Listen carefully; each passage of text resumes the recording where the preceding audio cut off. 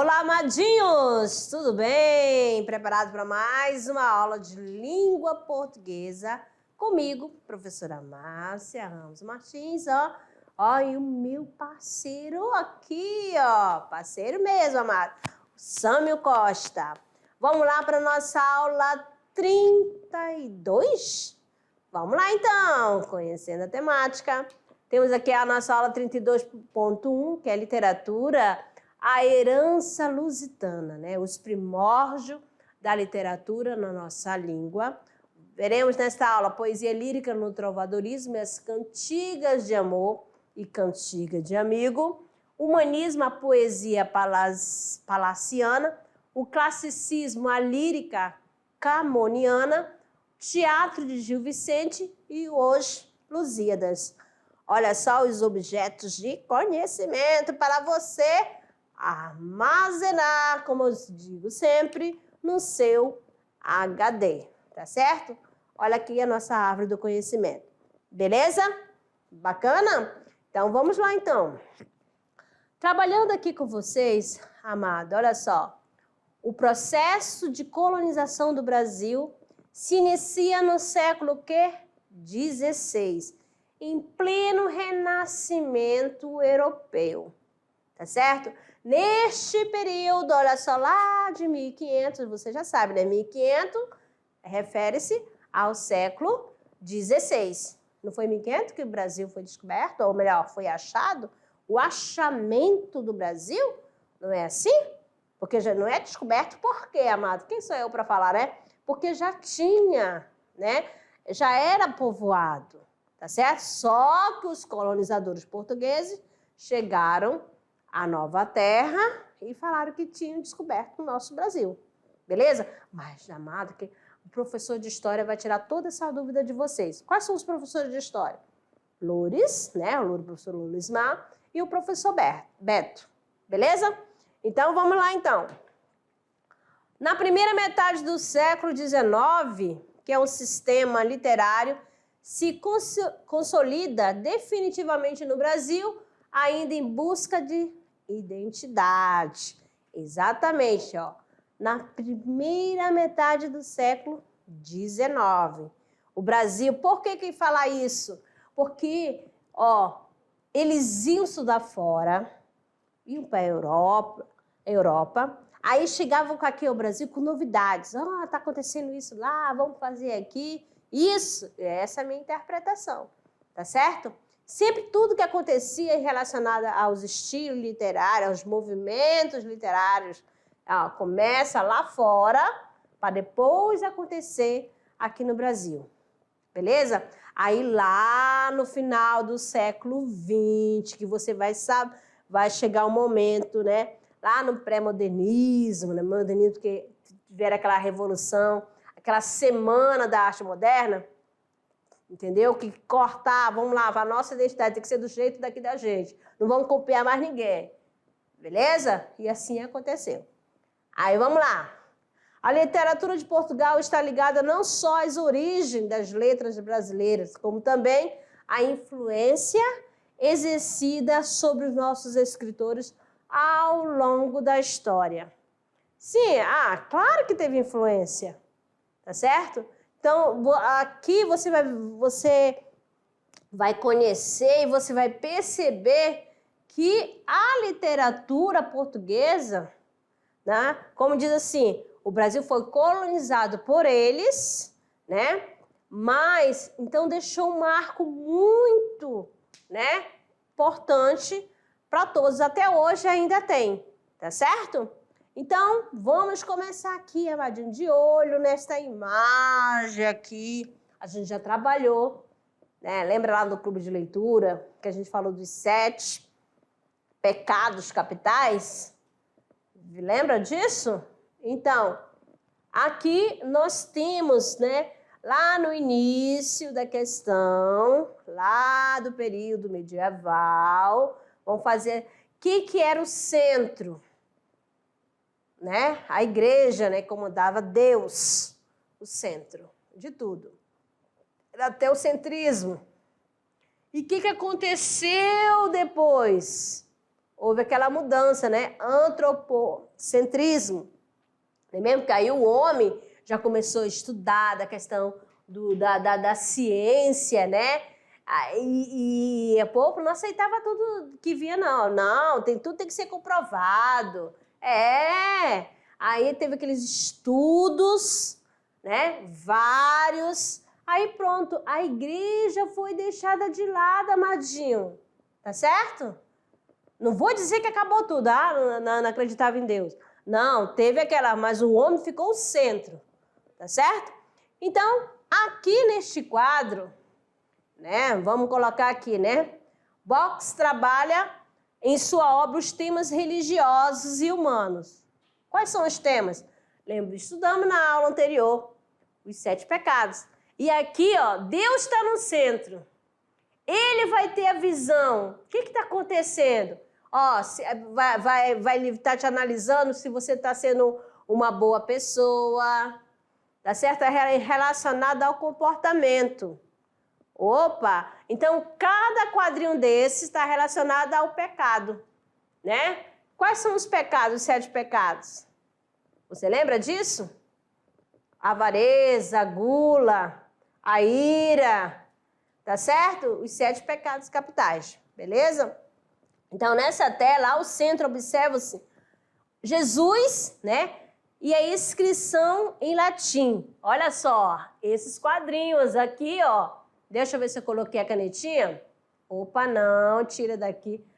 Agora, mudando aqui, que eu tirei do local, tá certo? Deixa eu colocar a canetinha direitinho. Calma nessa hora.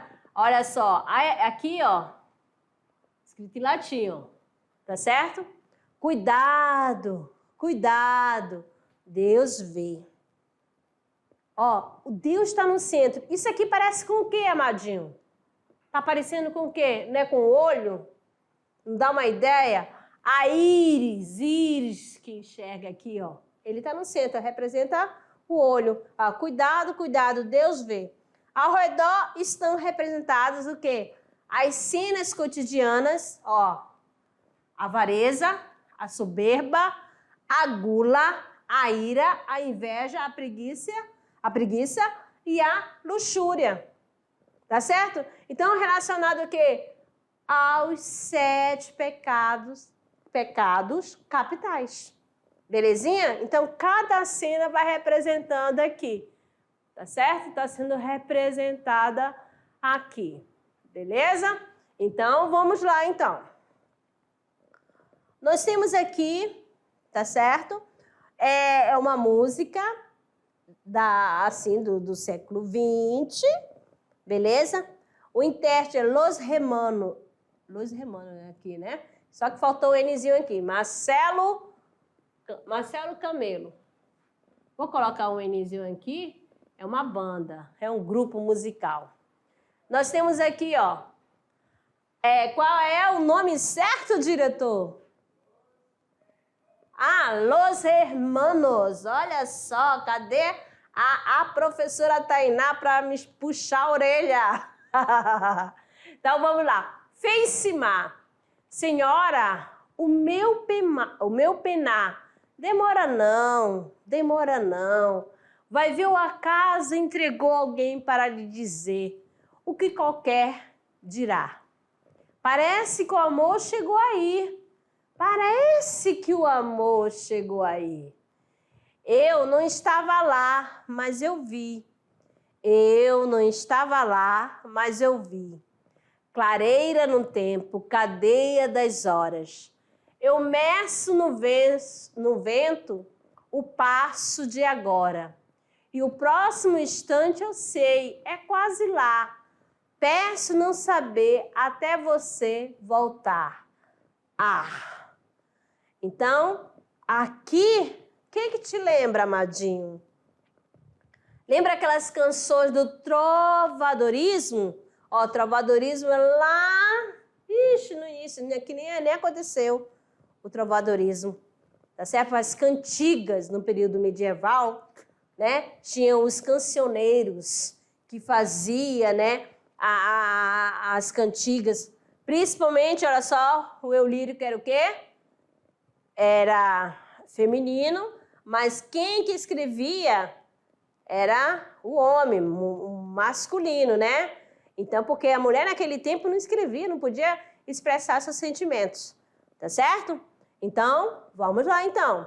Poesia lírica ou amor em três campos. Ó, em língua portuguesa, o tema lírico amoroso foi documentado pela primeira vez na poesia em 1189 ou em 1198.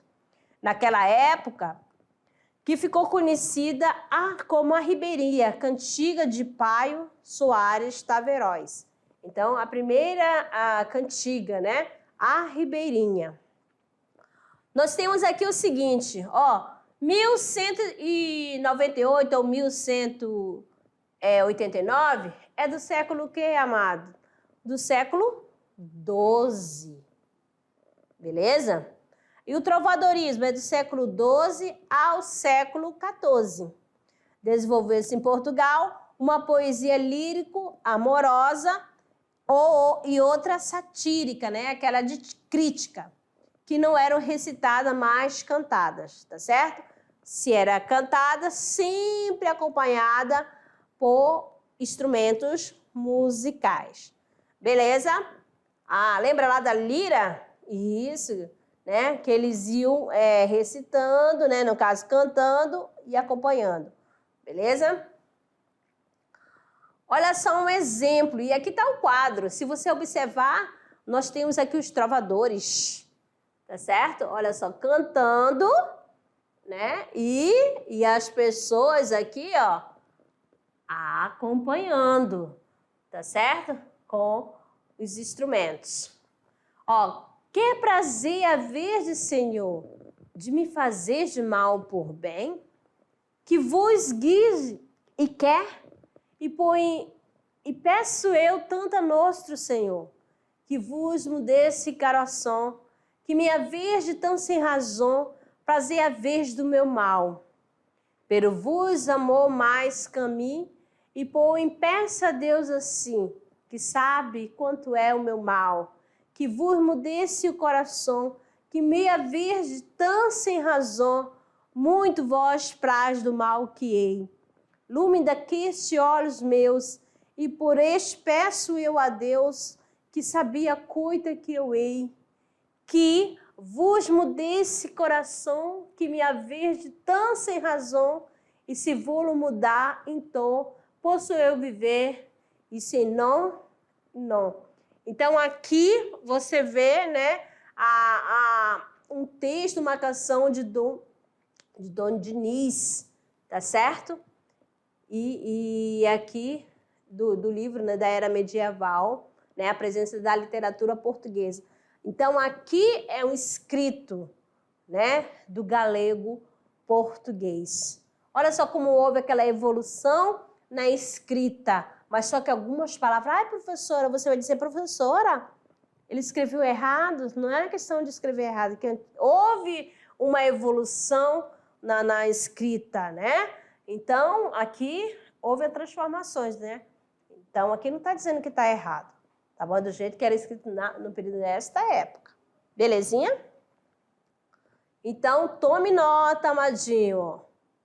A cantiga de Dom Diniz apresenta algumas características típicas das cantigas de amor, que era o gênero cultivado em ambientes cultos e refinado na corte feudal europeia.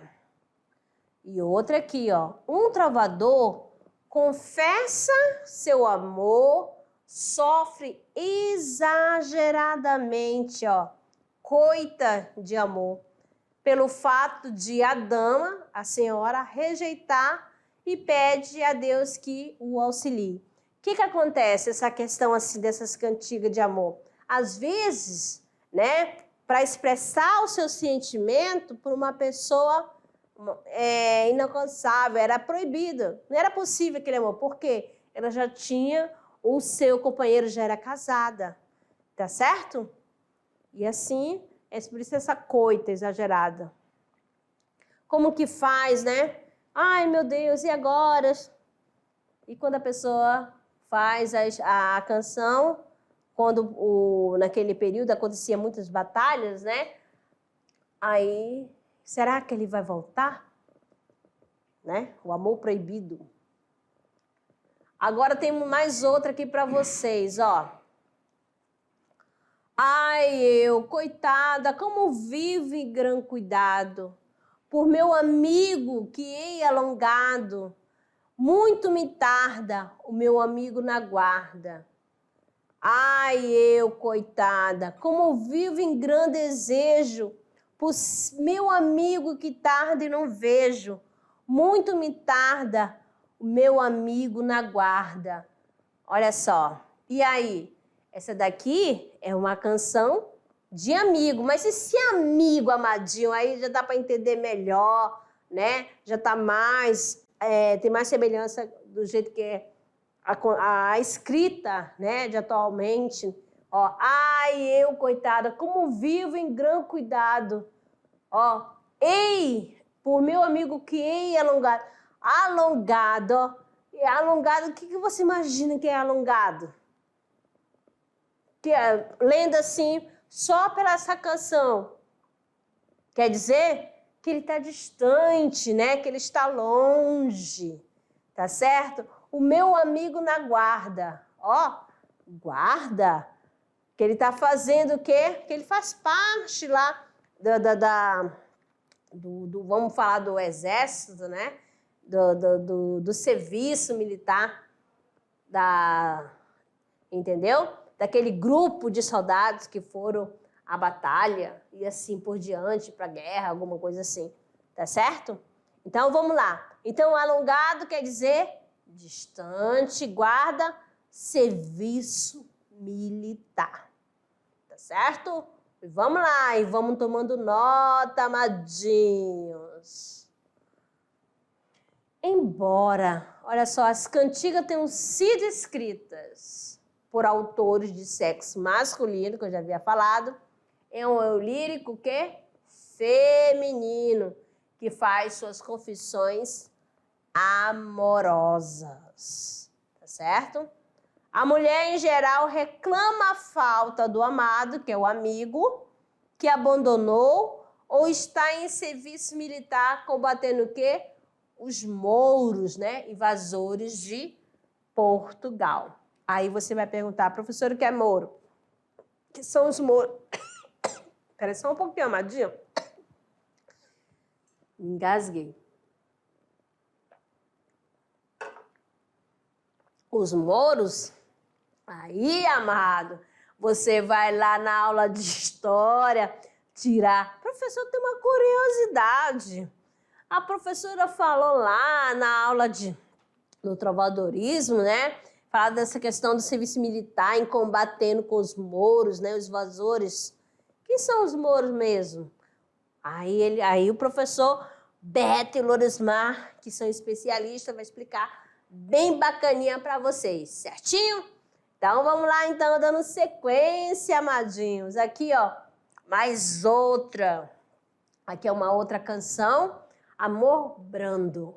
Isso aqui tudo para mostrar, né? Mostrar essa questão da como, né, Portugal influencia e influencia até os dias atuais, tá certo?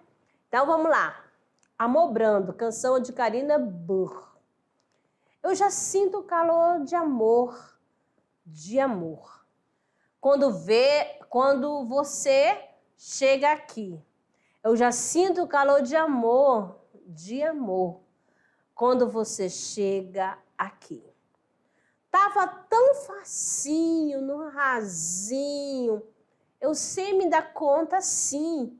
Agora eu sinto um calor de amor.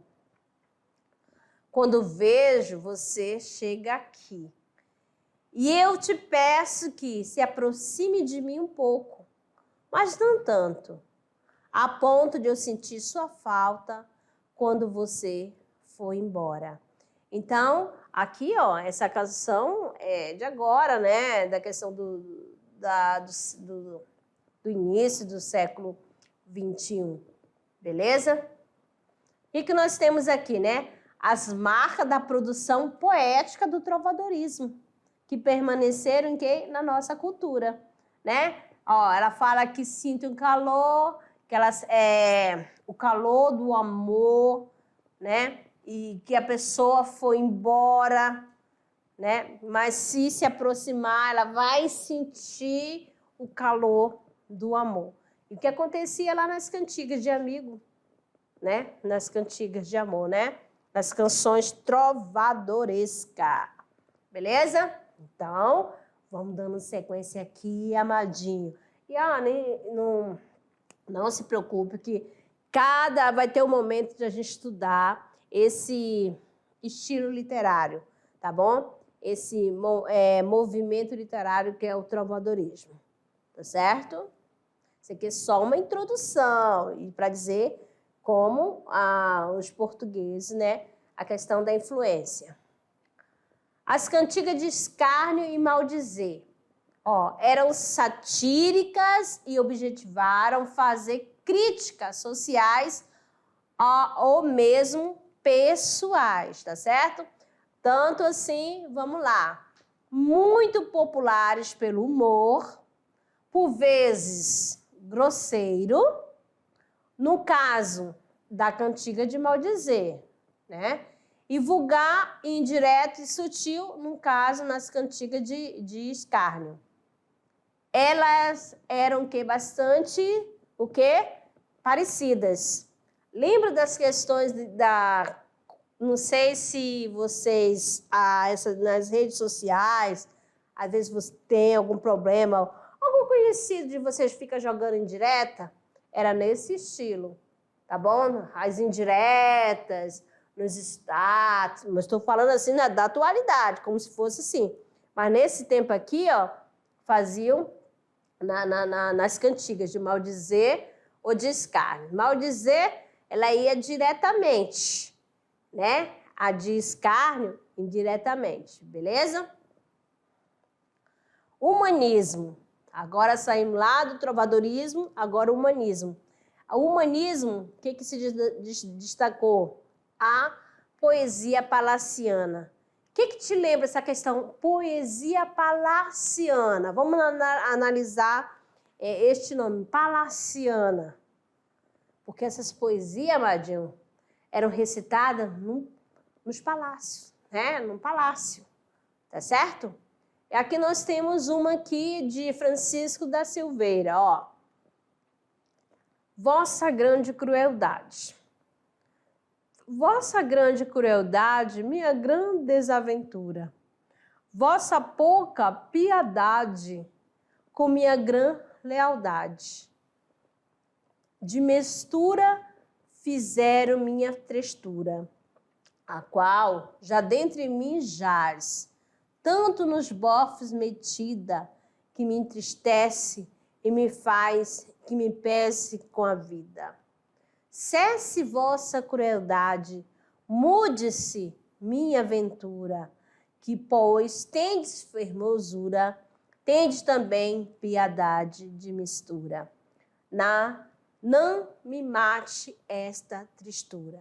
Então, você percebe aqui que algumas palavras, né, houve, né, a mudança na escrita, piedade, como era escrita, agora se tornou o quê? Piedade. Desaventura, né, que é a falta de sorte. Trestura é tristeza. Jaz, né, já sepultado. Bofes, né, coração, né, sentido figurado. E tristura, tristeza.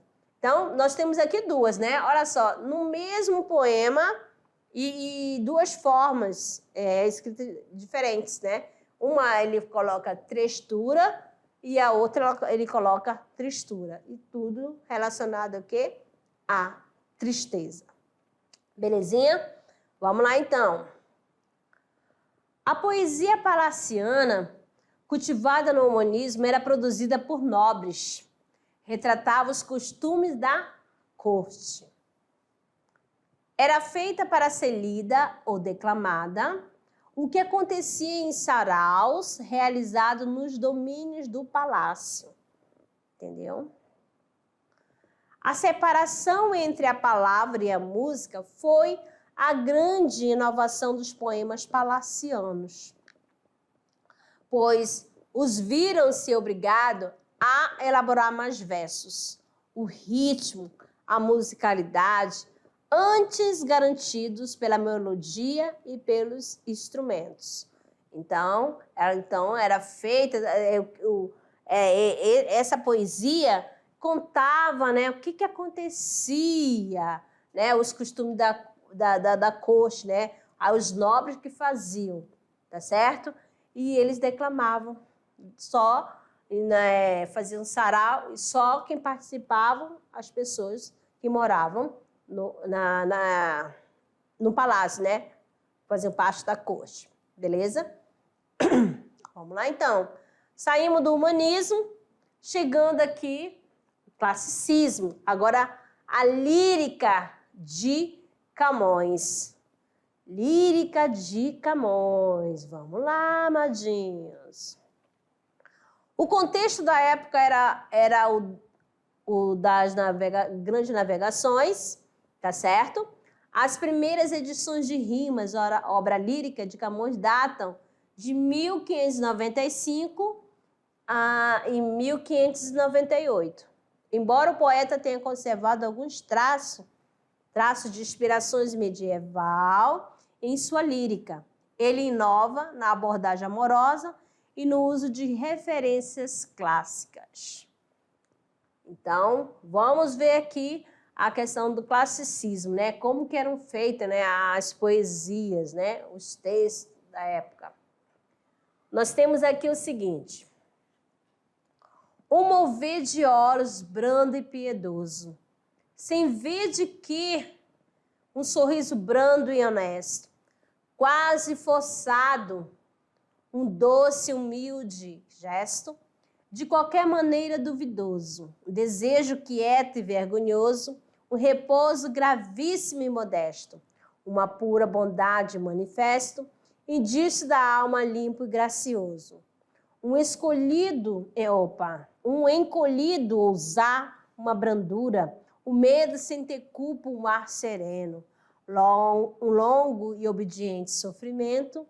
Esta foi a celeste formosura da minha Cici, o mágico veneno que pôde transformar meu pensamento. Então aqui você já vê a estrutura, né, de um soneto. Exatamente. Quando fala do clássico, fala da questão dos deuses, né, gregos. O que nós temos aqui, né? Aqui o vocabulário, né? Ó, gesto, rosto, face.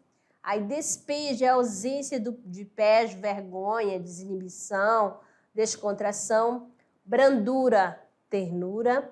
E Cici, ó, divindade da mitologia grega, que atraía com seus cantos marinheiros e dava-lhe poções que o transformavam em porcos. Na Odisseia de Homero, Cici transforma os companheiros de Ulisses em animais. Beleza? Então, vamos lá. Agora, o poema O Mover de Olhos, brando e piedoso, trata de mulher não particularizada, que representa todas e ao mesmo tempo que nenhuma especial. Em muitos textos de Camões está presente não exatamente o amor pela mulher, mas pela possibilidade que ela proporciona de despertar esse sentimento absoluto no eu lírico. Trata-se, portanto, de um amor racional, impessoal, ou seja, do amor, ao sentimento amoroso e sublime. Vamos ver agora aqui, já chegando à questão teatral, né? Gil Vicente, ó. Gil Vicente, ó, da Escola Literária do Humanismo, que é essa escola de transição. Então, nós temos aqui um trechinho, né, lá do livro, né, que vocês leram na unidade 1, a obra Alto da Barca do Inferno. Vamos lá. Aqui nós temos o personagem Fidalgo e o diabo. Fidalgo. Porém, a que terra passais? O diabo. Peraí, o inferno, Senhor. Fidalgo. Terra é bem sem sabor. O diabo. Quê? É também cá zombais? Fidalgo. E passageiros achais para tal habitação? Diabo. Vejo-vos em feição. Peraí aos nossos cais. Fidalgo. Parece-te assim? Diabo, em que esperas-te, guarida? Fidalgo, que leixo na outra vida, que reze sempre por mim. O diabo, quem reze sempre por ti? Ri. Tu viveste a teu prazer, cuidando cá quarecer, porque rezo lá por ti. Embarca já ou embarcais, que a vez de ir a derradeira, mandai meter a cadeira, que assim passou por vosso pai. Então, aqui, aquela cena, né, que você vê, que vocês lembraram, que estão lembrando aí lá do clube de leitura, que o Fidalgo chegou lá com o seu, né, companheiro, né, o seu empregado, né, o seu servidor, levando a cadeira, né? Ele explorava. Então, ó, a derradeira, quer dizer, a última, né? E assim por diante.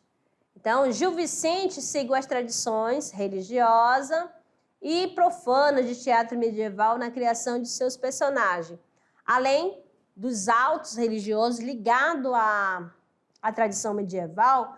Gil Vicente também escreveu farsas, peças que compõem um retrato satírico e crítico da sociedade, englobando os plebeus, o alto e o baixo clero, a nascente burguesia urbana e os fidalgos, como em face de Inês Pereira, Quem Tem Farelos, Trilogias das Barcas.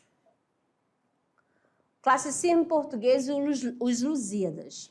Ó, publicada em 1572, a obra reúne 10 cantos, ó, e 1.102 estrofes, diferentemente de narrativa que surgiram de cantos populares anônimos, como a Ilíada e a Odisseia. Os Lusíadas, assim como a Eneida de Virgílio, é uma epopeia artificial, porque foi inventada por um autor, Camões, a partir de uma necessidade histórica e expansões marítimas. Então, aqui nós temos, né, os Lusíadas, um trechinho, vou ler aqui para vocês, que vai cantar, né, em forma de poema, ou seja, vai narrar a história em forma de poema, né, de verso. Ó glória de mandar, ó vã cobiça, desta vaidade a quem chamamos fama, o fraudulento gosto que se atiça, com uma aura popular que honra e se chama. Que castigo tamanho, que justiça, faz no peito vão, muito te ama. Que mortes, que perigo tormentas, que crueldade neles experimentas.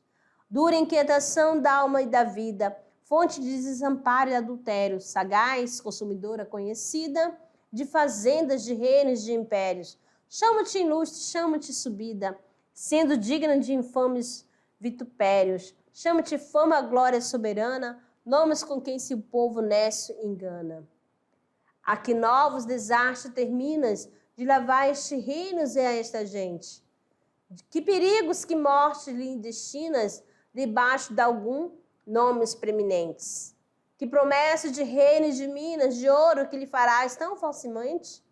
Que famas lhe prometerás? Que histórias? Que triunfos? Que palmas? Que vitórias? Então, aqui um trechinho, né, de Os Lusíadas de Camões, que narra as aventuras, tá certo? Beleza? Então, vamos lá, amadinhos. Vamos dando sequência aqui, a hora de produzir o Trabalhando o Gênero. Que você vai produzir, meu querido? Você vai pesquisar sobre poesia palaciana. E você, além de pesquisar poesia palaciana, você vai fazer um momento aí, faz de conta que você está numa corte. A sala vai virar um palácio e vocês vão recitar a poesia pesquisada. Belezinha? Então, amadinho, ficamos por aqui. Muito obrigada pela companhia de vocês e até a próxima.